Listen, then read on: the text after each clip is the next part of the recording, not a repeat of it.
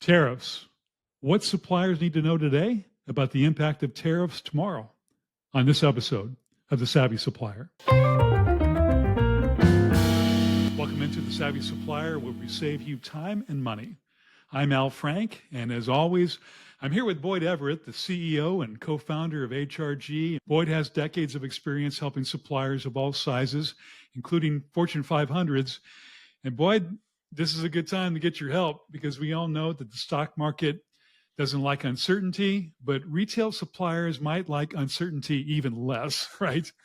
Yeah, we live in a very, very uncertain age right now. And suppliers, retailers, well, even consumers don't like any sort of uncertainty or mystery in their lives. I think that this is a difficult time in which to be a supplier today. Well, let's start off with this. I mean, ultimately, who's going to pay this burden of tariffs? Will it be a shared burden, or will it fall mostly to consumers, retailers, or suppliers, or some combination of the three? It's a great question. I mean, right now it remains to be seen, but I imagine where it will land is somewhere where all three will be sharing in that cost. To me, I can't imagine the consumer not bearing the lion's share of that. Because if you're either a retailer or a supplier, your choice is either passing it entirely onto the consumer and thus reducing demand, because as prices go up, the demand drops. Or if you try to eat too much of that tariff, then your profitability goes down. So your P&L goes into the tank. So there's really no good choice here. So everyone is going to have to find out, according to their business, how much do they want to pass on to the consumer? How much can that company push down to take off their P&L and adjust it accordingly? But I think this is going to be probably a constantly changing moving target as we move forward. Speaking of moving target, if you've are trying to do some forecasting. I mean, the problem with forecasting right now for suppliers is how do you do it when you don't know the size and scope of tariffs around the corner? What should they do? Yeah, that's an excellent question. So typically forecasting, you already know because you've had previous years of experience. So for example, forecasting an event, let's just say a temporary price reduction, rollback, whatever. You already know from previous years doing promotions of similar items during similar times of the year, you drop your price by, let's say, high single digits, and you expect a lift in sales, people to buy more of that product. Let's say, again, high single digits, maybe low double digits, lift in sales. And so then you can decide whether or not that event would be profitable to run it again in the current year. We have no baseline for what we're experiencing now. We've had tariffs in the past, but nothing is sudden and as large as these tariffs that we're seeing right now being floated and actually in place. So we are in uncharted territory. I think the supplier community and the vendor community for different retailers are all staring the same situation in the face. We have no historic analog that we can look to or appeal to say, well, this will be like that. It's not. And so there's going to be a lot of uncertainty, I think, going forward this year. You know, another big uncertainty right now for suppliers is pricing. Many consumers are cutting back on spending at the moment, maybe putting some of those non-essential buys on hold. When a supplier is trying to figure out pricing at the moment, is it a good time to ask for a pricing change, or is that a risky thing at this point? It's extremely risky because the lion's share of items that are out there in the marketplace, there's elasticity to the price, meaning that the higher the price is, the demand is impacted. So you're looking at a situation where they don't know where the tipping point is in passing on a price increase, which won't impact negatively more in the direction of demand, right? So you've also got inventory right now out there that's already been pushed out. We're getting ready to head into the summertime. And so there may be already some items that have been or maybe on the water right now from importers where they're going to be coming into a situation where they're sitting on inventory and where they're looking to say, how are we going to sell through this, right? And so even with items that are in stock at the stores, let's say like TVs or household appliances, there's typically promotions throughout the year. And if you're sitting on that inventory and it's a larger ticket item, let's say your TV is starting to go out. In this situation, you might be weighing it, well, we might want to just buy that bigger ticket item or buy that automobile or whatever, what have you, because people are going to say, I don't know if it's going to be twice the cost.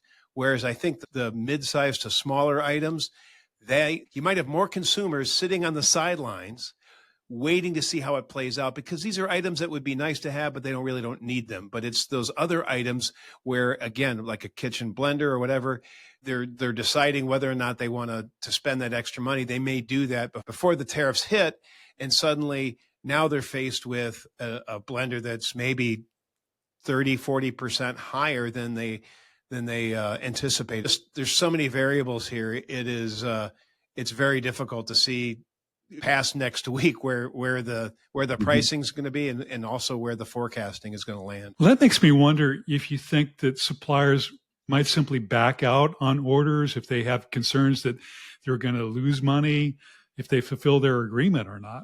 Right. And that's two different strategies right now. Are the retailers are going to be more cautious, and they're going to pump the brakes and say, we're not going to run as many promotions. We want to be cautious. And then there's always the brinksmanship that takes place, sometimes within a retailer itself, or sometimes within certain categories. The buyer might be more risk-taking. We've seen this in the past. In 2017, there were some components, electronic components that were short, and was forcing the price up on consumer electronics. And it was a situation, normally in electronics, you start out at one price, and there's a series of price declines until the end of the life of that product, and then another product's rolled out. Rarely do they go up, and they only go up when you have shortages like components. Well, in that situation, it will change the dynamic, right? So in 2017, I remember working with some consumer electronics companies where they were sorting through what is the right amount, right? And in one case, the buyer was pushing, I ordered this number of items, and I expect to get those items at this cost. And so even though the supplier was communicating that we can't build that TV or that item for that cost that we quoted you. And so there's some brinksmanship where I could see in this case, in this environment, where the buyer would let the product get on the water and not have any conversations, or maybe just vague conversations, until it hits the dock and they're unloading it and the tariffs kick in. Then they might say, well, in order for us to receive that order, you're going to have to take half of that tariff or 3/4. So I can see that as being one strategy. The other strategy would be starting to cut orders. But we're seeing both right now. We're seeing some orders being cut. We're seeing others where they're saying, no, we're fine. We're going to continue with those orders that we've placed. Well, obviously, there's going to be some supply chain challenges at the moment, and maybe for the near future. Do you think suppliers should be concerned about overstocking at all? And if so, how can they go about pumping the brakes? Great question. That ties in with forecasting. So the reason you do forecasting is you don't want to have a lot of remnant inventory after a promotion, particularly if you don't have a home for it on the shelf. And so if you push in a lot of product and you don't have the sell-through, you are going to own those clearance items or those markdown items. Every retailer has their own strategy, but almost all of them rely heavily on the supplier funding it. So for example, if you are giving a lower cost to an item, expecting a lift in sales, meaning more quantities being sold during that event, and you don't get that lift, one, the event hasn't been as profitable for you, but two, you are now going to have to pay for those markdowns and clearance items where you've already given them a deep discount. I could easily envision where some suppliers for certain items are going to be upside down, where they have taken a loss on those items. A few years ago, we were dealing with a supplier that was in a warehouse club situation where the previous buyer had deliberately pushed in more pallets of items than the supplier wanted. And then the supplier was cautioning the buyer, say, we don't think these warehouses or these clubs really merit that heavy of inventory, but they insisted. Then that buyer left the retailer, new buyer comes in and says, no, I'm sure you convinced the previous buyer to push in all that inventory. So now we're going to have you fund all of these clearance items. And if you don't play, the loaded gun that's on the table in this situation is, if you don't give us funding, we're going to force you to take this back, the returns, which is always expensive and always painful. So that's the that's how they have the supplier over the barrel in those situations where you're heavy in inventory, right?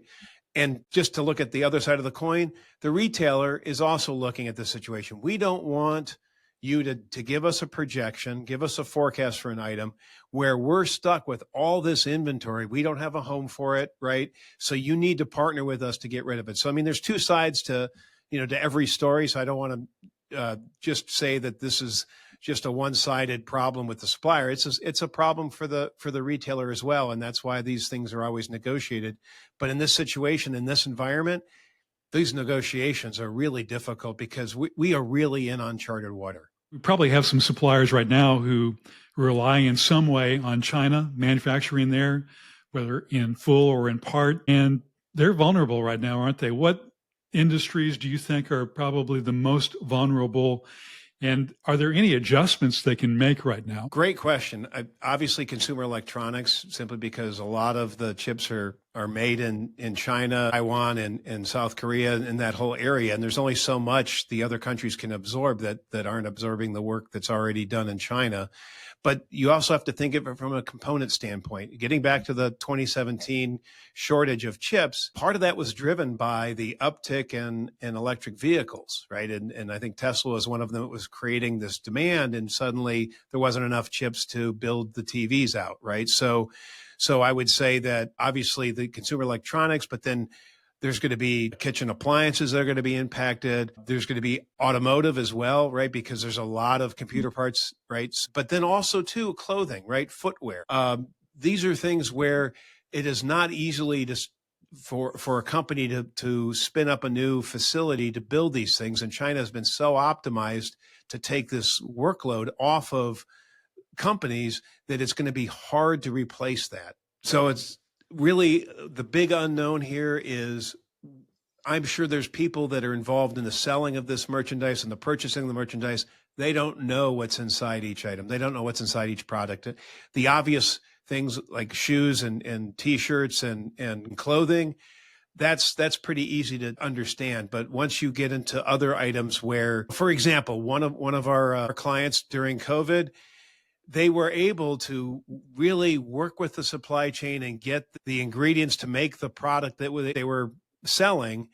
But the one thing they were missing was labels. You would think, now that's going to be a slam dunk. No, because the ink that was needed to make the labels for the branding and the colors for that label, that was sourced out of one of the countries where they had a lockdown. So sometimes you won't know until the problem is presenting itself. And so I think maybe one of the things I would encourage suppliers to do, as well as retailers, is to try to get a better line of sight into, where the ingredients, the parts, what have you, that make up your product, and try to anticipate where there might be some shortages and try to start looking at alternate means of sourcing. We probably have decision makers at various suppliers listening. Can you speak directly to them a little bit here? They're trying to make decisions right now with not having all the facts, obviously. Any advice to them about how they should go about their business?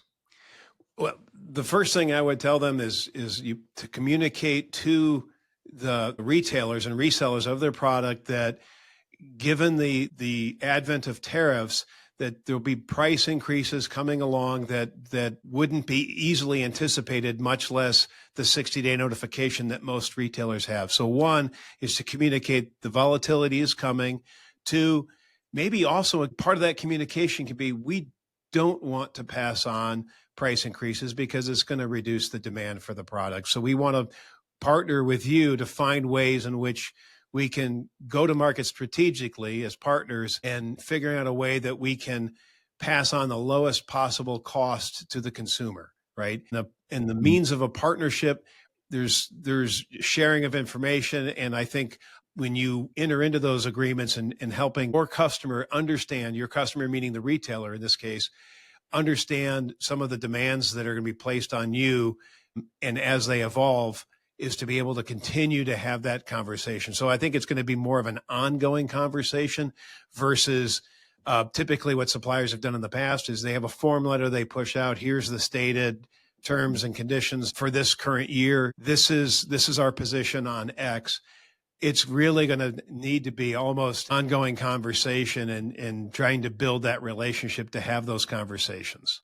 Well, thank you, Boyd. This has been great. You've given a lot of great advice and a very timely topic to talk about with tariffs today. And I'd like to remind suppliers that the experts at HRG are able to take a look at your particular situation and to help you get a clearer picture of what you need to do right now to prevent invalid deductions later on. So let me share a couple of easy ways for you to contact us. You can go to the HRG website at hrg-audit.com. That's hrg-audit.com. Or you can call HRG at 479-616-1600. Or you can email us, if you prefer, at info@hrg-audit.com. All of these ways to contact us are there in the show notes for you.